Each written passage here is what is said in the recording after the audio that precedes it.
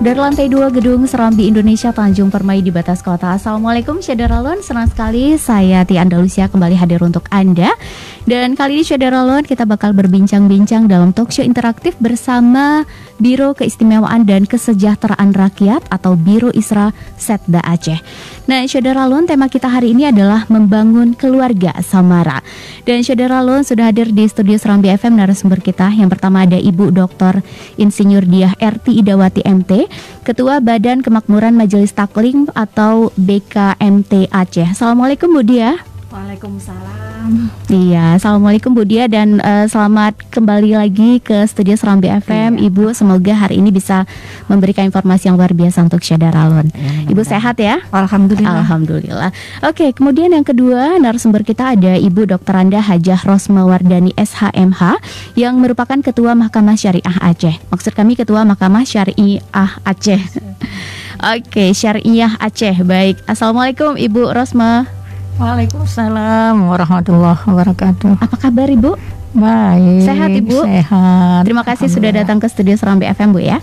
Dan selanjutnya narasumber kita ada Bapak Dr. Agustin Hanafi MA yang merupakan Ketua Prodi Magister Hukum Keluarga Pasca Sarjana UIN Araniri. Assalamualaikum Pak Ustadz juga.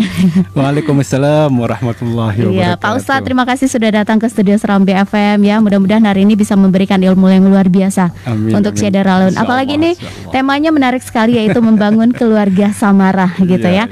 Jadi memang kalau pasangan yang baru menikah gitu, pasti yang kasih selamatinnya mendoakan, semua mendoakan semoga Samara. Dan mungkin ada sebagian orang yang nggak tahu juga nih Samara ini kepanjangannya apa sih. Karena kan sekarang udah dunia singkat-singkatan gitu ya. Jadi Samara itu adalah sakinah mawaddah warahmah gitu ya Pak ya Bu ya. Jadi bagaimana keluarga Samara itu, jadi bukan hanya asal mendoakan atau mungkin kita hanya terima dengan biasa-biasa saja. Mungkin ketika ada orang mendoakan semoga keluarganya Samara sampai akhir hayat, sampai ke surga. Jadi benar-benar diaminkan dengan setulus hati. Jadi bukan asal-asalan mungkin ya. Karena ini memang adalah doa dan juga harapan buat semua keluarga di seluruh dunia pastinya. Dan Syadaralun, untuk Anda yang ingin berinteraktif juga bisa di WhatsApp dan juga telepon 0811 68 9020. Dan Anda juga bisa menyimak via streaming di www.serambifm.com. Juga bisa menyimak via Facebook di Facebook Radio Serambi FM Banda Aceh, atau Facebook Serambi On TV, Facebook Serambi News, dan juga seluruh Facebook Serambi Group lainnya. Jadi ada 14 Facebook Serambi Group ya. Jadi Anda bisa menyimak di semuanya gitu. Jadi untuk Anda Syadaralun jangan sungkan-sungkan, kalaupun mungkin tidak bisa menanyakan via telepon atau juga WhatsApp, Anda juga bisa memberikan komentar di live Facebook kami, dan insya Allah kalau itu berupa pertanyaan akan dijawab oleh narasumber kita yang hadir di studio Serambi FM. Baik, sebelum kita lanjutkan lebih jauh lagi mengenai keluarga Samara ini, saya ingin mengetahui juga, bukan hanya saya tapi juga Syadaralun ingin mengetahui bagaimana sih sebenarnya keluarga Samara itu. Mungkin Pak Agustin atau Ustadz Agustin bisa menjelaskan terlebih dahulu Ustadz mengenai keluarga Samara ini. Silakan Ustadz. Terima kasih Ibu. Ya, Samara, sakinah, mawaddah dan rahmah. Iya. Sakinah itu artinya adalah ketenangan jiwa. Artinya kalau kita sebelum menikah itu terjadi gejolak batin yang sungguh luar biasa, merasa nggak tenang ya. Jadi begitu kita menikah, ya, yang kegelisahan tadi itu ya sudah hilang dia, karena sudah ada pendamping hidup. Betul. Yang menyertai ya. Kemudian mawaddah itu cinta plus. Plus gimana itu Pak? Artinya bukan cinta biasa gitu. Ya, bersedia menerima kekurangan, kemudian memberikan perhatian yang tulus, ya, kemudian menerima apa adanya gitu ya. Artinya ya memang di situ kita kerahkan semuanya, ya, kasih sayang, cinta dan lain sebagainya. Itu yang mawaddah itu ya. Kemudian kalau rahmah adalah pengorbanan. Artinya apapun yang dilakukan oleh pasangan hidup kita, kita mensupport, kita mendoakan. Kemudian kalaupun ada kekeliruan, kita tidak menjudge, merendahkan, meremehkan dan menyepelekan. Tetapi ya bagaimana ini kita evaluasi, kita perbaiki, dan juga kita berkorban untuk mensejahterakannya. Kemudian bagaimana pengorbanan kita misalnya meninggalkan ayah dan ibu, kampung halaman hanya untuk menyatu dengan ya seseorang. Ya tentu ini adalah pengorbanan yang sungguh luar biasa. Jadi sakinah, mawaddah dan rahmah itu lebih kurang ininya, Bu. Iya, jadi memang seluruh aspek ya Pak ya, mulai betul. Jadi kalau dibilang cinta, ya memang ternyata cinta itu memang ada dalam Islam dan memang diajarkan dan supaya kita bisa menjaga cinta itu agar tetap utuh. Baik, saya ke Ibu Diah yang merupakan Ketua BKMT Aceh ya Bu ya. Mungkin Badan Kontak. Oke, Ibu mungkin bisa dijelaskan sedikit mengenai BKMT Aceh, Bu. BKMT Aceh ini adalah salah satu organisasi itu sebagai kontak ataupun administratif ya dari seluruh majelis taklim yang berada di Aceh. Dan itu ibu-ibu ya pesertanya? Enggak juga. Jadi ya? Ada ibu-ibu majelis taklim kan ada juga bapak-bapaknya juga ada. Jadi ini kita hanya mengorganisir sehingga kalau ada informasi-informasi, ada hal-hal yang terkait dengan metode-metode terkait dengan pengajaran maupun kesejahteraan yang terbaru itu kita informasikan kepada majelis taklim yang berada di kampung-kampung. Kalau Aceh pastinya udah 100% nih ada majelis taklim di setiap kampung. Oke. Nah, Ibu Diah saya ingin bertanya kepada Ibu Diah nih. Ibu, siapa saja sih Bu yang berperan dalam mewujudkan keluarga samara, Bu? Oke, baik. Kalau kita kembali lagi kepada keluarga itu siapa sih? Maksudnya terdiri dari siapa saja? Itu kalau di kita ada keluarga inti, ada extended family gitu namanya ya. Kalau keluarga inti ayah, ibu dan anak-anak tentunya. Tetapi kalau extended family, nah ini di Aceh nih sering menganut extended family. Jadi masih ada nenek kakek tentunya ya, dan juga nanti ada nenek kakek. Biasanya sih 3 generasi, nenek kakek, ayah ibu dan juga anak-anak ya. Jadi itu kalau esensi di Aceh kita extended family. Kalau keluarga inti yang biasanya itu adalah hanya 4. Nah ini tentunya itu yang menjadi inti dari keluarga.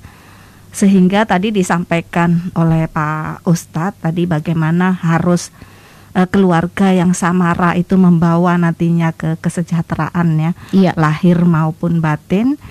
Landasan-landasan yang dibangun dalam keluarga samara ini adalah berdasarkan landasan agama kita tentunya yang paling baik yaitu agama Islam, sehingga ini yang paling berperan dalam mewujudkan keluarga samara. Nah tentunya interaksi tadi esensinya interaksi dari pasangan, kemudian interaksi antara orang tua dengan anak, ini betul-betul yang menjadi dasar-dasar nantinya apakah keluarga tersebut bisa menjadi keluarga samara. Oke, jadi memang dari keluarga itu walaupun itu ada extended family-nya ya, seperti Ibu katakan tadi, itu bisa mendukung juga. Jadi semuanya harus mendukung untuk terbentuknya keluarga samara, Bu ya. Iya, betul. Terus Bu, kalau hubungan antara keluarga samara dengan masyarakat sejahtera itu bagaimana, Bu?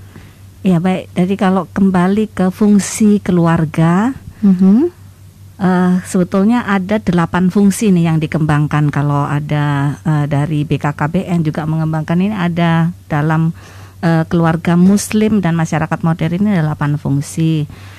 Ada fungsi biologis, yaitu fungsi keluarga merupakan tempat lahirnya anak-anak ya.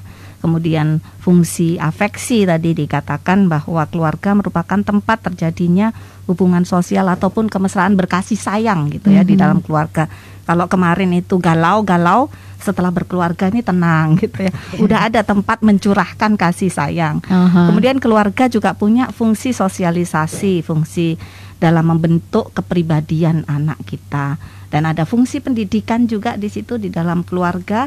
Ada fungsi rekreasi, fungsi keagamaan, bagaimana kita meletakkan pondasi-pondasi dasar dalam kita beragama, fungsi perlindungan, dan yang terakhir adalah fungsi ekonomi. Nah, tentunya fungsi-fungsi ini kalau kita secara menyeluruh ini bisa difungsikan secara baik dan secara benar. Yang esensi dari secara keluarga yaitu bagaimana terpenuhinya kebutuhan manusia itu adalah kebutuhan secara kesehatan, kemudian fungsi ekonominya, berkasih sayang, itu secara menyeluruh dan juga pendidikan.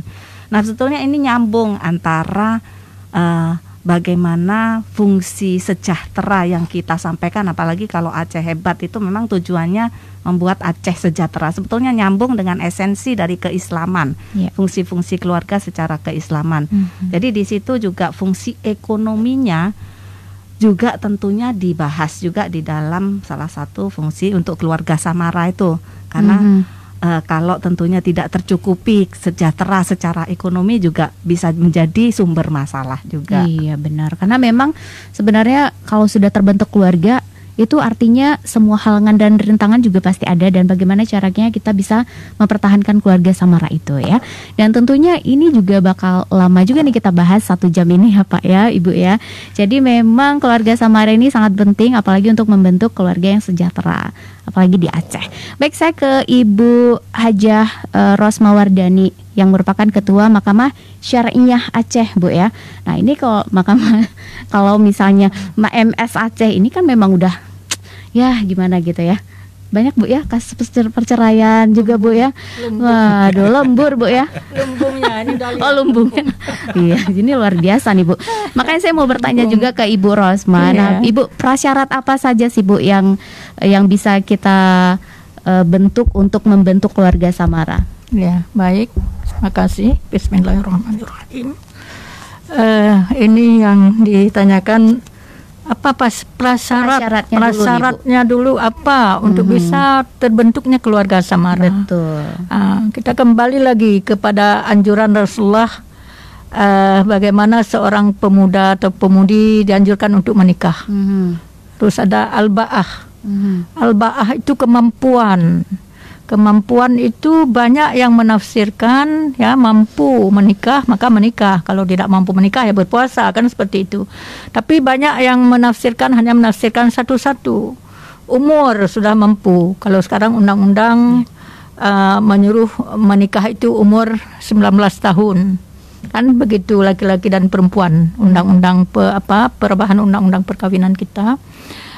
Kemudian ya kadang-kadang belum sampai umur sudah mengajukan dispensasi kan, sehingga banyaklah dispensasi sekarang yang masuk ke kami karena belum sampai umur. Sebenarnya bukan hanya umur saja, kemampuan itu mampu mengelola emosi, mampu memahami, mengendalikan diri, memahami pasangan, memahami keluarga pasangan, harus mampu ya. Seorang pria, seorang laki-laki mau menikah, seorang perempuan mau menikah harus mempersiapkan diri dengan kemampuan, bukan hanya umur.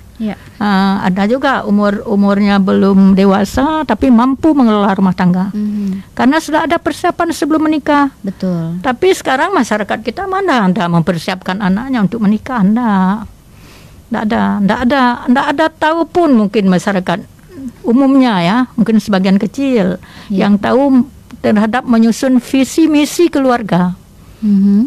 Kan kalau di kantor ada visi misi, dalam rumah tangga tidak ada. Apa visi misi? Ini anak saya mau saya nikahkan. Yang dipersiapkan kan pesta, uangnya pesta besar, ya pelaminan indah, make-upnya, ruang, gitu ya. Itu yang dipersiapkan. Tapi tidak banyak orang yang mempersiapkan, masyarakat kita mempersiapkan anak-anaknya itu untuk menikah. Sehingga belum berapa lama ya masuklah perkaranya ke kami. Ya, tidak dikenang berapa banyak kerugian yang sudah dikeluarkan, kan seperti itu. Jadi kemampuan ini harus dipahami betul oleh pasangan, dibekali pasangan itu. Sudah mampukah untuk menikah atau belum? Nah, dibahani dulu, mengelola emosi, memahami pasangan. Pasangan ini kan orang lain, walaupun sudah pacaran 5 tahun, tapi orang lain tidak kita kenal. Memahami siapa orang tua pasangan kita, siapa adik ipar dia, itu harus paham. Jadi memahami supaya kita tahu bahwa pasangan kita ini bisa menyatu dengan kita. Bisa menyatu. Jadi kemampuan mengelola emosi, kemampuan kita memahami pasangan. Jadi banyak syaratnya memang. Prasyaratnya itu banyak ya. Banyak sekali prasyaratnya. Tapi bisa diterapkan gitu. Walaupun banyak semuanya penting dan bisa gitu ya. Kalau diketahui ya bisa saja diterapkan. Tapi itulah harus ada modal. Mau masuk ke dalam rumah tangga harus ada modal. Modal itulah tadi modal pendidikan, karena pendidikan walaupun sudah sarjana tidak paham itu fikih munakah, itu tidak paham, tidak tahu, karena kecuali harus rajin membaca, persiapkan buku-buku dibaca itu bagaimana persiapan untuk menikah, bukan hanya menikah saja, setelah menikah pun bagaimana mengelola rumah tangga, kan banyak sekarang kita lihat ya, saya yang lihat langsung. Kalau yang lain hanya mendengar kan. Kalau saya kan melihat langsung bagaimana keadaan masyarakat kita, karena memang tidak memahami, tidak paham. Apalagi pengaruh-pengaruh ini sekarang. Pengaruh-pengaruh internet, ini, internet, pengaruh HP, pengaruh macam-macam ya. Jadi disitulah terjadi hal-hal yang tidak kita game online, banyak ini pengaruhnya. Banyak sekali game online ya. Drama Korea ada nggak? Suami malam-malam apa namanya Oh iya, sibuk itu, sama chip ya Bu ya. Sibuk sama chip kan kalau malam dengan chip, siang tidur ribut. Jadi tidak maksimal dalam berumah tangga. Baik, untuk Anda saudara Lon yang ingin bergabung silakan di 0811 68 90 20. Kita bakal kembali lagi dalam talkshow bersama Biro Isra Setda Aceh. Namun sebelumnya kita simak dulu pesan-pesan berikut ini.